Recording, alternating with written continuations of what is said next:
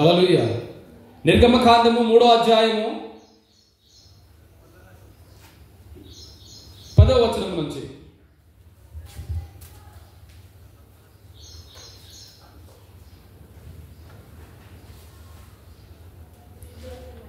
నిర్గమకాండము 3వ అధ్యాయము 10వ వచనం నుంచి. కాగా రమ్ము, నిన్ను ఫరో యొద్దకు పంపెదను, ఇశ్రాయేలీయులైన నా ప్రజలను నీవు ఐగుప్తులో నుండి తోడుకొని పోవలెనను. అందుకు మోషే, నేను ఫరో యొద్దకు వెళ్ళుటకును ఇశ్రాయేలీయులను ఐగుప్తులో నుండి తోడుకొని పోవుటకును ఎంతటి వాడనని దేవునితో అనగా, ఆయన నిశ్చయముగా నేను నీకు తోడయ్యుందును, నేను నిన్ను పంపితిననుటకు ఇది నీకు సూచన. నీవు ఆ ప్రజలను ఐగుప్తులో నుండి తోడుకొని వచ్చిన తరువాత మీరు ఈ పర్వతము మీద దేవునిని సేవించదరనెను. మోషే, చిత్తగించుము, నేను ఇశ్రాయేలీయుల యొద్దకు వెళ్ళి వారిని చూచి, మీ పితరుల దేవుడు నా యొద్దకు నన్ను పంపెనని వారితో చెప్పగా, వారు ఆయన పేరేమి అని అడిగిన ఎడల వారితో నేనేమి చెప్పవలనని దేవుడిని అడిగాను. అందుకు దేవుడు, నేను ఉన్నవాడను అనువాడనై ఉన్నానని మోషేతో చెప్పాను. మరియు ఆయన, ఉండునను వాడు మీ యొద్దకు నన్ను పంపెనని నీవు ఇశ్రాయేలీయులతో చెప్పవలనని.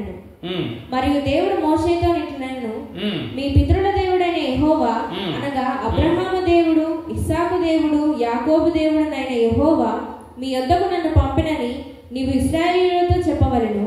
నిరంతరము నా నామము ఇదే, తరతరములకు ఇది నా జ్ఞాపకార్థ నామము.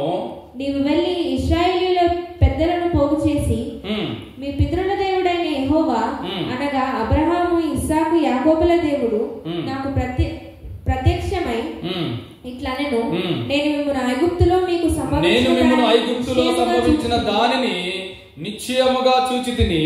ఐగుప్తు బాధలో నుండి పాలు తేనెలు ప్రవహించు దేశమునకు అనగా కనానీయుల, హిత్తీయుల, అమోరీయుల, పెరిజ్జీయుల, హివ్వీయులు, యోబూసీయులున్న దేశమునకు మిమ్మును రప్పించుదనని సెలవిచ్చినని వారితో చెప్పుము. సెలవిచ్చితినని వారితో చెప్పుము. హల్లెలూయా, హల్లెలూయా. ఇక్కడ ఏం చెప్తా ఉన్నారండి? ఎవరు చెప్తా ఉన్నారండి? మోషేని పిలిచి ఐగుప్తు దేశమును పంపించి ఇశ్రాయేలునందరినీ విడిపించి నా మాటగా నీవు చెయ్యము, నేను చెప్పినది నీవు చెయ్యము, ఇది జరిగించుము, నేను పంపి ఉన్నాను అని వారితో చెప్పుము అని అన్నప్పుడు, నేను చెయ్యను, నేను పోను, నాకొద్దు, నా వల్ల కాదు అని అనలేదండి. దేవుని మాటను వినేవారముగా మనముంటే ఏదైనా చేయగలగాల.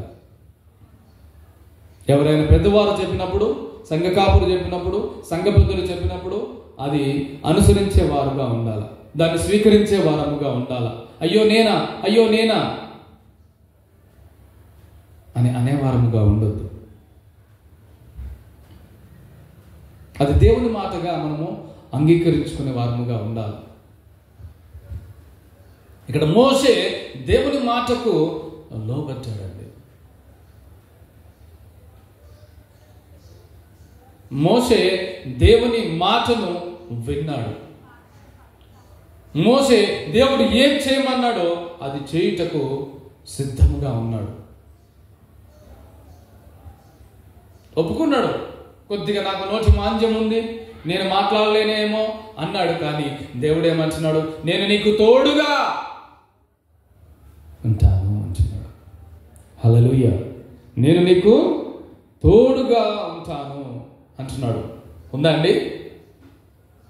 నిశ్చయముగా నేను నీకు తోడయ్యుందును అంటున్నాడు 12వ వచనములో. దేవుడు నిశ్చయముగా మనకు తోడుగా ఉంటాడండి. ఆయన ఉండాలని ఆశపడతా ఉంటున్నాడు. ఆ తోడును మనం ఏం చేస్తూ ఉంటున్నాం? జనరల్గా మనుషులు కోరుకుంటూ ఉంటారు, నాకు ఒక తోడు సహాయం ఉంటే బాగుంది. దాన్ని ఫ్రెండ్షిప్పే కదా. కాలేజీకి వెళ్ళడానికి ఒక తోడు, స్కూల్కి వెళ్ళడానికి ఒక తోడు, కంపెనీకి వెళ్ళడానికి తోడు, పనికి వెళ్ళడానికి తోడు, ఊరు వెళ్ళడానికి తోడు, అక్కడికి వెళ్ళడానికి తోడు, చర్చికి రావడానికి కూడా తోడు, మందిరానికి రావడానికి కూడా తోడే.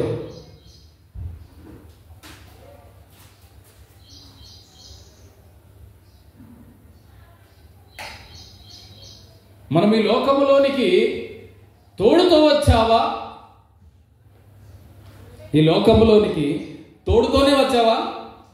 వెళ్ళేటప్పుడు తోడుని తీసుకొని పోతావా? ఏమండి, నిద్రపోయేవారు లేవండి. హల్లెలూయా. ఈ లోకంలోనికి మనము తోడును వెంట పెట్టుకొని వచ్చామా? ఈ లోకంలో నుంచి వెళ్ళేటప్పుడు తోడుని తీసుకొని పోతామా? మరి మందిరానికి ఒక తోడు కావాలా, దేవుణ్ణి ఆరాధించడానికి ఒక తోడు కావాలా.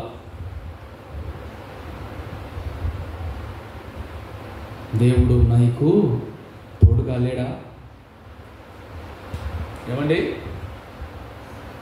నేను నీకు తోడై ఉందని నిశ్చయంగా చెప్తా ఉన్నాడు. ఏమండి, మనం అటువంటి వారముగా ఉండాలి. పిల్లల్ని బలపరచండి. అయ్యా, దేవుడు నీకు తోడుగా ఉన్నాడు, దేవుడే నీకు తోడు, అమ్మా దేవుడే నీకు తోడు, వెళ్ళిపో, నీ పని పూనుకో, దేవుడు జరిగిస్తాడు అని బలపరచండి. అలా పెంచండి పిల్లలు.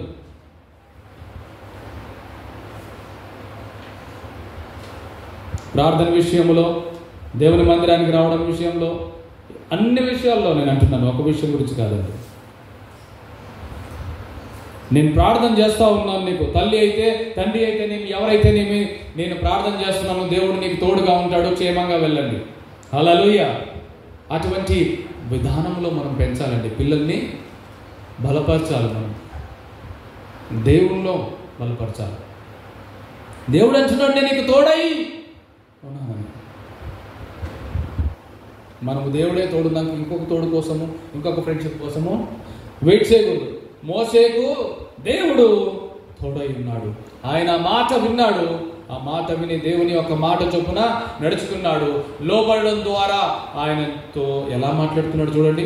నిర్గమకాండము 33వ అధ్యాయములో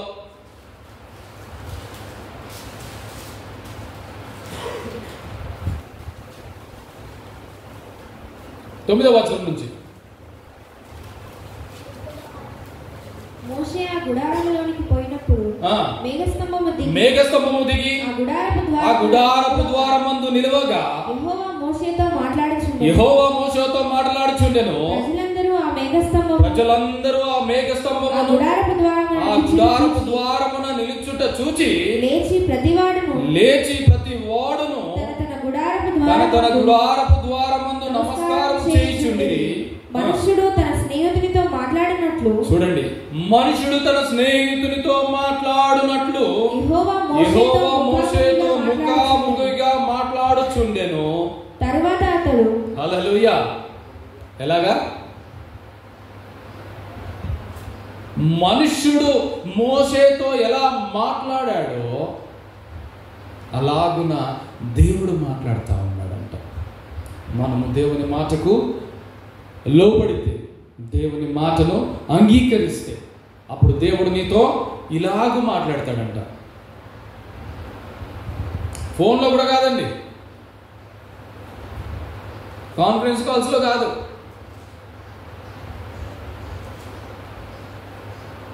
ఎలా మాట్లాడుతున్నాడంట? ముఖాముఖిగా.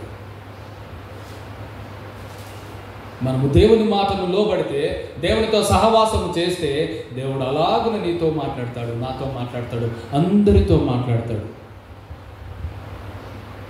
దేవుడు అందుకు సిద్ధంగా ఉన్నాడు. ఆయన మనతో మాట్లాడాలని ఆశపడతా ఉన్నాడు. మనము దాన్ని పాటల వరకే పరిమితం చేస్తూ ఉన్నాం. దేని వరకు? పాటల వరకే పరిమితం చేస్తూ ఉన్నాం. ఆయన స్నేహిస్తానంటున్నాడు, స్నేహం చేస్తానంటున్నాడు, నీతో ఉంటానంటున్నాడు, నీకు తోడుగా ఉంటానంటున్నాడు, నీతోనే నేను ఉంటానంటున్నాడు. అన్ని విధాలైన వాగ్దానములు చేస్తున్నప్పటికీ ఇంకొకరు కావాలి మనకి. హల్లెలూయా. దేవుడు నీతో మాట్లాడటకు సిద్ధంగా ఉన్నాడు, నీతో ఉండటకు సిద్ధంగా ఉన్నాడు, నిన్ను నడిపించడానికి సిద్ధంగా ఉన్నాడు, నిన్ను బలపరచుటకు సిద్ధంగా ఉన్నాడు, నిన్ను ఎన్ని విధాలుగా నిన్ను ఆశీర్వదించాలనుకుంటున్నాడు. అన్ని విధాలుగా ఆశీర్వదించడానికి ఆయన సిద్ధంగా ఉన్నాడు. ఎప్పుడు ఆయన మాటను నువ్వు అంగీకరిస్తే అప్పుడు ఆయన నీతో ముఖాముఖిగా మాట్లాడతాడు. చాలామంది ఫోన్లో మాట్లాడరు ఎవరితో. ఆయన ఏం చేస్తారు? ఫోన్లో పనులు అవ్వండి, డైరెక్ట్గా వెళ్ళి మాట్లాడాలా? అధికారంతో కావచ్చు, నాయకులతో కావచ్చు, ఇంకెవరైనా పెద్దవారే కావచ్చు, ఏదైనా ఉంటే ఫోన్లో ఏదైనా విషయాలు చెప్పడానికి ఇష్టపడరు. ఫోన్ చేసి చెప్పారని ఏమన్నా నన్ను అంటారేమో, ఏమైనా అనుకుంటారేమో అని సరాసరి దగ్గరికి వెళ్ళి, ఇంటికి వెళ్ళి సమయం తీసుకొని వారితో మాట్లాడతారు. ఆ విషయము కావచ్చు, అది వారికి చేరవేస్తారు. అవునా? మరి దేవుడు కూడా అలాగనే నేను నీతో ముఖాముఖిగా మాట్లాడాలని ఆశ కలిగి ఉంటున్నానయ్యా, నీతో నేను జీవించాలని ఆశ కలిగి ఉంటున్నానయ్యా అని దేవుడు చూస్తూ ఉన్నాడండి. హల్లెలూయా. మరి మనము ఆయన మాట విని ఆయన సన్నిధిలో ఉండి ఆయనను ప్రతినిత్యము కలుసుకునే వారముగా ఉండాలండి. రెండవదిగా ఆయన మాటను నమ్మడము ద్వారా, ఆయన నమ్మడము ద్వారా మనము దేవునితో స్నేహం చేయవచ్చండి. యాకోబు పత్రిక 2వ అధ్యాయం 23వ వచనం.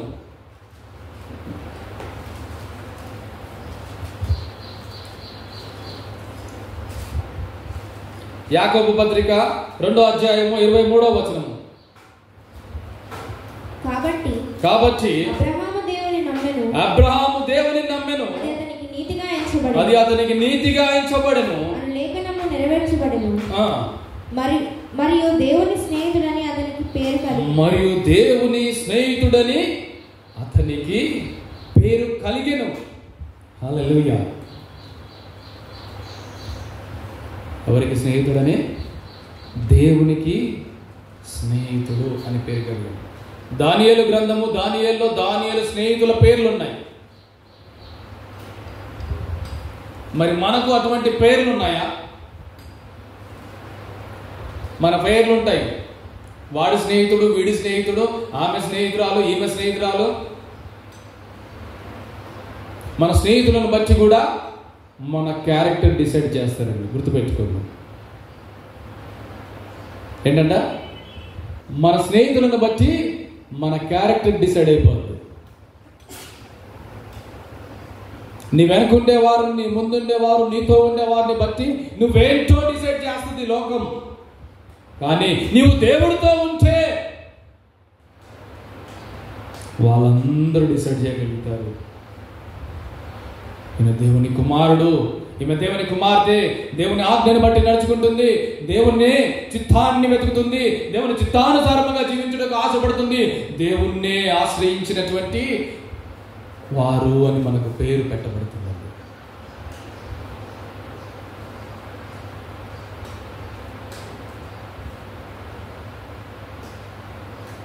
మనము చాలా మంది మీద నిర్ణయాలు చేయాలంటే పలానా వారిని అడగాలి, పలానా వారిని అడగాలి, మా అమ్మని అడగాలి, నాన్నని అడగాలి, అక్కని అడగాలి, అయ్యని అడగాలి, భార్యని అడగాలి, భర్తను అడగాలి.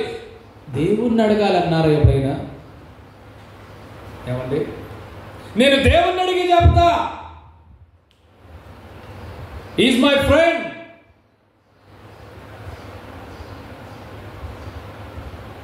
Is my guide, is my supporter. అన్ని పేర్లు పెట్టుకుంటాం. గణపరిచేటప్పుడు, స్తుతించేటప్పుడు, కొనియాడేటప్పుడు, పాటలు పాడేటప్పుడు అన్ని నామాలు ఆయనకే. కానీ పనుల విషయంలో, జాగ్రత్త చేసుకునే విషయములలో, అన్ని విషయములలో అమ్మ, అక్క, చెల్లి, అన్న, తమ్ముడు, భార్య భర్తలు నిర్ణయం చేసేప్పుడు కూడా ఒకసారి దేవుణ్ణి అడుగుదామండి. అని భార్య చెప్తే ఎంత బాగుంటుంది, భర్త చెప్తే ఎంత బాగుంటుంది. పిల్లలు ఏదైనా అడిగినప్పుడు అమ్మా దేవుడిని అడుగుతాను మొదట అని చెప్తే ఎంత చక్కగా ఉంటుంది. దేవుడు నీకు జ్ఞానమునిస్తాడు, దేవుడు నీకు మార్గాన్ని చూపిస్తాడు, దేవుడు నిన్ను ఏ మార్గంలో నడపాలో చూపిస్తాడండి. స్నేహితులు నిన్ను మోసం చేయాలని ఆశపడతారేమో, మోసం చేసేవారు కూడా ఉన్నారు. అలానే అందరూ మోసం చేసేవారని నేను చెప్పట్లేదు. వారు నీకు తెలియకుండా వారి ఆలోచనలు బట్టి నిన్ను ఎప్పుడో ఒకప్పుడు నిన్ను ముంచే ప్రయత్నాలే జరుగుతుండొచ్చేమో. కానీ మన దేవుడు ఎప్పుడు ఆశీర్వదించాలని చూస్తూ ఉంటున్నాడు. కానీ మనం ఎందుకు దేవుణ్ణి అడగం? మనం ఎందుకు దేవుణ్ణి అడగకూడదు? ఒక పెద్ద ఆవిడ ఒక సాక్ష్యం చెప్పింది. ఏదైనా కావాలి అని అంటే ఒక ఆయన ఇస్తాడు, అక్కడికి వెళ్ళు అని అంటే అది ఆయనను దేవుడే పంపించాడా లేదా అని అడుగుతుందంట. నీవు కోరుకుంది నీ దగ్గరికి వస్తుంది, ఒక ఆయన తీసుకొచ్చి ఇస్తున్నాడు అని అంటే అది దేవుడు పంపించాడా లేదా అని దేవుడిని అడుగుతుంట తీసుకోవడానికి కూడా. మనం ఆత్రపడి తొందరపడి తీసుకొని చేయి పట్టుకొని ఊపేస్తా ఉంటాం. Thanks thanks thanks thanks thanks నిన్ను దేవుడే పంపించాడు అంటాం. మనమే నిర్ధారణ చేసేస్తాం. కానీ దేవుడు పంపించాడా లేదా అనేది నువ్వు దేవుడిని అడిగావా? దేవుడే నిన్ను నా దగ్గరికి పంపించాడని చెప్పేసి చేయి పట్టుకుని ఊపేస్తా ఉంటాం. కానీ దేవుడు పంపించాడా లేదా అనేది నువ్వు ఒక్కసారైనా దేవుడిని ప్రార్థన చేసి అడిగావా? అటువంటి మన జీవితం ఉందా? లేదు. మనము నమ్మాలండి. దేవుడు ఉన్నాడు, నాకు సహాయము చేస్తాడు, నన్ను నడిపిస్తాడు, నన్ను లేవనెత్తుతాడు, నాకే భయము లేదు అని. ఏ ఆధారము లేనప్పుడు ఈయన నమ్మాడు. అందుకని ఆయన దేవునికి స్నేహితుడయ్యాడు. మనకు అన్ని ఆధారాలు ఉన్నా మనం దేవుని నమ్మలేకపోతున్నాము. అందుకే దేవునికి స్నేహితులం కాలేకపోతున్నాము, స్నేహము చేయలేకపోతాము. మూడవదిగా విశ్వసించడం. రెండు సిమిలర్గానే ఉంటాయి, కానీ కొద్దిగా డిఫరెన్స్ ఉంది. హల్లెలూయా. రోమీయులకు రాసిన పత్రిక 4వ అధ్యాయము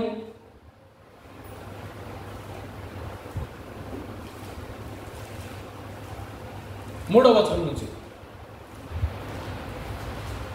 రోమీయులకు రాసిన పత్రిక 4వ అధ్యాయము 3వ వచనం నుంచి. లేఖనమేమి చెప్పుచున్నది? అబ్రహాము దేవుని నమ్మెను, అది అతనికి నీతిగా ఎంచబడెను. పని చేయవానికి జీతము రుణమే గాని దానమని ఎంచబడదు. పని చేయక భక్తిహీనుని నీతిమంతునిగా తీర్చువాని యందు విశ్వాసముంచువానికి వాని విశ్వాసము నీతిగా ఎంచబడుచున్నది. ఆ ప్రకారమే క్రియలు లేకుండా దేవుడెవరిని నీతిమంతుడుగా ఎంచునో ఆ మనుషుడు ధన్యుడని దావీదు కూడా చెప్పుచున్నాడు. ఎలాగనగా తన అతిక్రమములకు పరిహారము నొందినవాడు, తన పాపమునకు ప్రాయశ్చిత్తము నొందినవాడు ధన్యుడు. ప్రభు చేత నిర్దోషి అని ఎంచబడిన వాడు ధన్యుడు. ఈ ధన్యవచనము సున్నతి గల వారిని గూర్చి చెప్పబడినదా, సున్నతి లేని వారిని గూర్చి కూడా చెప్పబడినదా? అబ్రహాము యొక్క విశ్వాసం అతనికి నీతి అని ఎంచబడిననుచున్నాము కదా. 17వ వచనం చదువునాను. 17 నుంచి. తాను విశ్వసించిన దేవుని ఎదుట అనగా మృతులను సజీవులుగా చేయివాడును, లేని వాటిని ఉన్నట్టుగానే పిలుచువాడునైన దేవుని ఎదుట అతను మనకందరికీ తండ్రి అయి ఉన్నాడు. ఇందును గూర్చి నిన్ను అనేక జనములకు తండ్రినిగా నియమించితిని అని రాయబడి ఉన్నది. నీ సంతానము ఇలాగ ఉండునని చెప్పిన దాన్ని బట్టి తాను అనేక జనములకు తండ్రి అగునట్లు నిరీక్షణకు ఆధారము లేనప్పుడు అతడు నిరీక్షణ కలిగి నమ్మెను. హల్లెలూయా, హల్లెలూయా. మనకు అన్ని ఆధారాలు ఉన్నాయి, విశ్వసించలేకపోతా ఉన్నాం. దీని వలన దాని వలన మనం నీతిమంతులుగా ఎలా తీర్చబడ్డాము అనడానికి 100 పరీక్షలు చేసుకుంటున్నాం. మనల్ని మనము నిందించుకుంటున్నాం. నువ్వు ఇంకా నీతిమంతుడు కాలేవు అని తిట్టిపోసుకుంటున్నాం. దుర్మార్గులము అని దేవుని బిడ్డగా పిలువబడిన ప్రతి ఒక్కరిని ఒకరినొకరు అనిపించుకుంటా ఉంటున్నాం. ఇంకా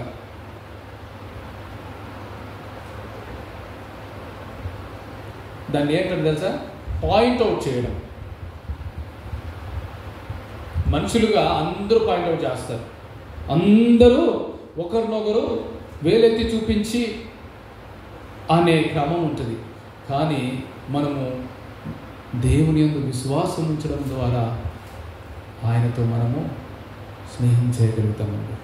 మనుషులు పాయింట్అవుట్ చేసి నిన్ను దూరం పెట్టేస్తారు. మనుషులు నీ యొక్క క్రియల్ని బట్టి నిన్ను దూరం చేస్తారు. మనుషులు నీ యొక్క చాలా డైరెక్ట్గానే ఇస్తారు.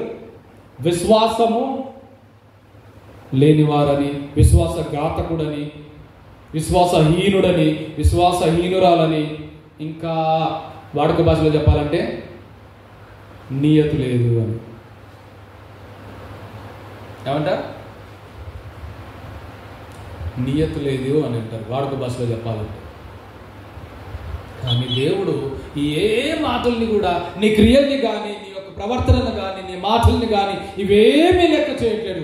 అబ్రహాము విశ్వాసము ద్వారా, ఆయన నమ్మడం ద్వారా ఆయన నీతిమంతుడుగా తీర్చబడి దేవునితో స్నేహితుడు పిలిపించుకున్నాడు అని అంటే, మరి నువ్వు నేను పిలిపించుకోలేమా అండి దేవుని విశ్వాసం ఉంచి? పాత నిబంధన ప్రకారమా, కొత్త నిబంధన ప్రకారమా, సున్నతి ప్రకారమా, లేక బాప్తిస్మం ప్రకారమా? కాదండి. అక్కడ ఏ నియమము అనేది క్లియర్గా ఉందా? దీనివల్ల నువ్వు దేవునికి స్నేహితుడు అవుతావని అని ఉందా? చూడండి, దావీదు కూడా అదే మాటను చెప్పెను అని ఉంటుంది. చదువు నా మాట.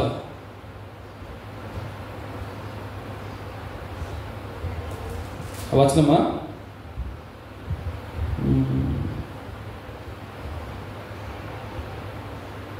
9వ వచనం చూడదు ఒకసారి. ఆ ప్రకారమే క్రియలు లేకుండా దేవుడు ఎవరిని నీతిమంతుడుగా ఎంచునో ఆ మనుషుడు ధన్యుడని దావీదు కూడా చెప్పుచున్నాడు. హల్లెలూయా. ఏంటంట? సున్నతి లేని వారిని గూర్చి కూడా చెప్పబడినదా? 100%. అబ్రహాము యొక్క విశ్వాసం అతనికి నీతి అని ఎంచబడుచున్నాము కదా అని. హల్లెలూయా. మనము విశ్వాసం అనేది ఎలా ఉండాలంట? ఆధారమును బేస్ చేసుకొని విశ్వసించడం కాదండి. సాక్ష్యాన్ని బట్టి, అద్భుత కార్యములను బట్టి, ఆశ్చర్య కార్యములను బట్టి, ప్రకటించే విధానమును బట్టి మనము దేవుని నమ్మితే అది విశ్వాసము ఉంటుంది. కానీ 100% కాదండి. దీనికి ఏ ఆధారము లేదు. మనకు ఒక నిరీక్షణ ఉంది, మరలా మన కోసం వచ్చాడు, మన కోసం ప్రాణం పెట్టాడు, సమాధి చేయబడ్డాడు, తిరిగి లేచాడు, ఆరోహణం అయ్యాడు, త్వరలో రానున్నాడు, మనందరినీ తనతో పాటు ఉండుటకు తీసుకొని పోతాడు అనే నిరీక్షణ ఉంది విశ్వసించడానికి. మరి అబ్రహాముకు ఆ విశ్వాసమే లేదు. అయినా ఆయన దేవుని నమ్మాడు, విశ్వసించాడు, దేవునితో స్నేహం చేశాడు. చివరిగా ప్రేమించడము, దేవుణ్ణి ప్రేమించడము ద్వారా, దేవుని ఆజ్ఞలను గైకొనడము ద్వారా. యోహాను సువార్త 15వ అధ్యాయము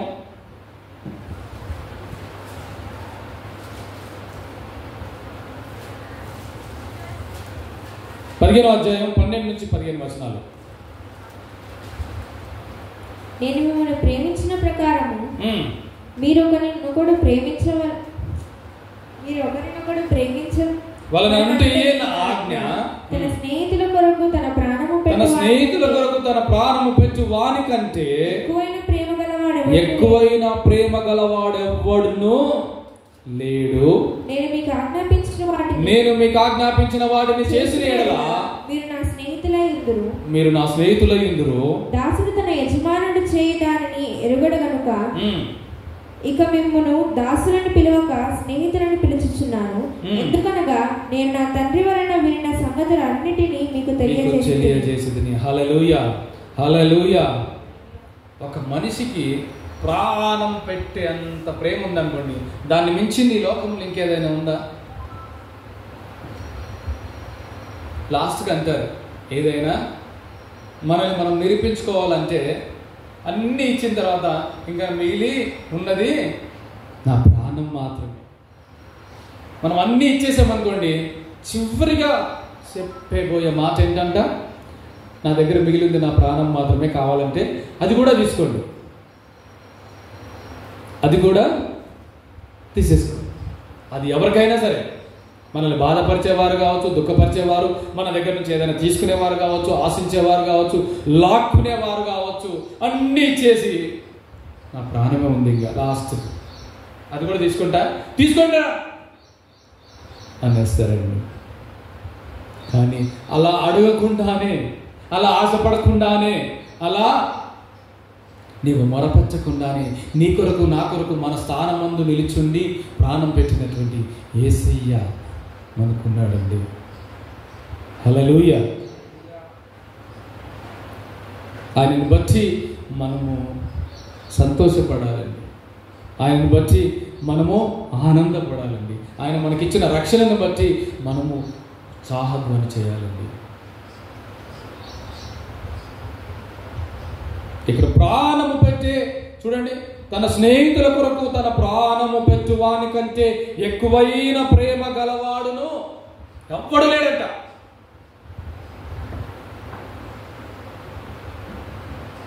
చెప్పండి, ఆస్తి ఎక్కువనా ప్రాణం ఎక్కువనా? డబ్బులు ఎక్కువనా ప్రాణం ఎక్కువనా? బంగారం ఎక్కువనా ప్రాణం ఎక్కువనా? వస్తు వాహనములు ఎక్కువనా ప్రాణం ఎక్కువనా? ఏది ఎక్కువ? దేనికి విలువ ఎక్కువ? అన్నిటికీ వెలగట్టగలుగుతాము, ప్రాణమునకు మాత్రము కట్టలేము కదా. మరి ప్రాణ స్నేహితులం అని చెప్పుకుంటాం అంటే ప్రాణం పెడుతున్నారు వాళ్ళు, ప్రాణం పెట్ట బద్దులై ఉన్నారా? పోనీ ప్రాణం పెట్టేస్తారా మన కోసం? మనం ప్రాణ స్నేహితులు అని చెప్పుకుంటామా? ఏమండి చూడండి, ప్రాణ స్నేహితులు అని చెప్పుకుంటాం, ప్రాణం పెట్టేవారా? అడిగి చూడండి ఒకసారి, ఎవరినైతే ప్రాణ స్నేహితులు అని అనిపించుకుంటున్నారో, నా కొరకు నువ్వు ప్రాణం పెడతావా నా స్నేహితుడా అని అడగండి. కింది నుంచి మీ దగ్గర ఏం మాట్లాడుతున్నావురా? నా కుటుంబం లేదా, నా భార్య లేదా, నా బిడ్డలు లేరా, నాకు లేరా, అమ్మ లేదా, అక్క లేదా, అన్న లేదా, వాళ్ళందరూ ఏమైపోతారు అని అంటారు. దేవుడు అలా అనలేదు. నిన్ను నన్ను ప్రేమించి, నిన్ను నన్ను ప్రాణము కంటే ఎక్కువగా ప్రేమించాడు కాబట్టి తన అద్వితీయ కుమారుని లోకములోనికి నిన్ను నన్ను రక్షించడం పంపించాడు. అది ప్రాణ స్నేహం అంటే, స్నేహితుడు అంటే. దాన్ని మించినటువంటి ప్రాణ స్నేహితుడు ఈ లోకములో ఎవ్వరూ లేడండి. అది ఆయన తండ్రి చిత్తమైంది. ఆ తండ్రి వల్ల ఆ మాట విన్నాడు, ఆ మాటలే వచ్చి ఇక్కడ ఈ లోకములో నీకు ప్రకటించాడండి. వచ్చి నేను తండ్రి వల్ల ఇది పొంది ఉన్నాను, తండ్రి వల్ల ఇది విని ఉన్నాను, తండ్రి ఇది చేయమన్నాడు, అది నా తండ్రికి అభీష్టమాయను అని చేయగలిగాడండి. మరి అటువంటి స్నేహితుడిని కలిగి ఉన్న మనము ఎందుకండి ఆ సమయాన్ని వృధా చేసుకోవాలా? ఆ సమయమును ఎందుకు వేస్ట్ చేసుకుంటామండి? ఆయనను మించిన స్నేహం అనేది ఈ లోకములో ఎక్కడా లేదండి. మనం ఎంత బ్రతికినా నీకోసం ప్రాణం పెట్టే స్నేహితులు ఉంటారేమో చూడండి. కొంతకాలం ఉంటారు. ఒక ఆయన చెప్పాడు, ఒక్కొక్క స్నేహితుడు అంట ఒక దగ్గరికి వస్తాడంట, ఇంకొక స్నేహితుడు ఇంకొక దగ్గరికి వస్తాడంట, ఇంకొక స్నేహితుడు ఇంకొక దగ్గరికి వస్తాడంట. కానీ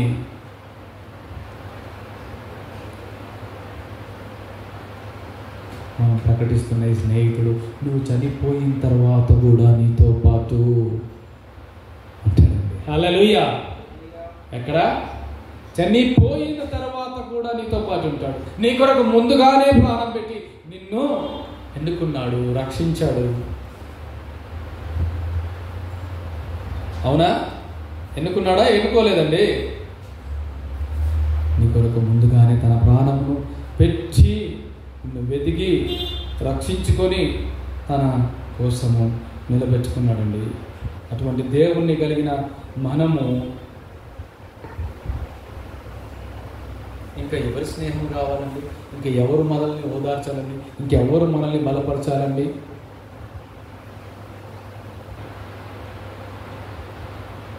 మనల్ని మోసే స్నేహము, మనల్ని విడిపించే స్నేహము, మనల్ని ఆదరించే స్నేహము ఆయన మనకున్నాడు. కాబట్టి మన స్నేహము ఎవరితో అంట?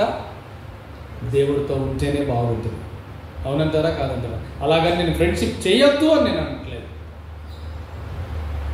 వారికంటే ఎక్కువగా, దేవుడి కంటే ఎక్కువగా వారిని మనం ప్రేమించకూడదు. మన సమయము ఎక్కువగా ఈ స్నేహితుని కొరకు వెచ్చిస్తే మనం ఆశీర్వదించబడతామండి.